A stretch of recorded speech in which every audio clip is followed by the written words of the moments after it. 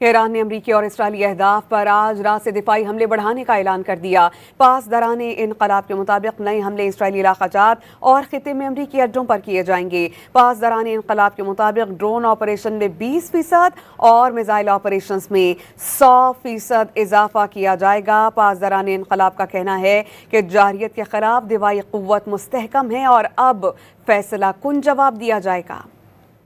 ایران نے امریکی اور اسرائیلی اہداف پر آج رات سے دفاعی حملے بڑھانے کا اعلان کر دیا۔ پاسداران انقلاب کے مطابق نئے حملے اسرائیلی علاقہ جات اور خطے میں امریکی اڈوں پر کیے جائیں گے۔ پاسداران انقلاب کے مطابق ڈرون آپریشن میں 20% اور میزائل آپریشنز میں 100% اضافہ کیا جائے گا۔ پاسداران انقلاب کا کہنا ہے کہ جارحیت کے خلاف دفاعی قوت مستحکم ہے اور اب فیصلہ کن جواب دیا جائے گا۔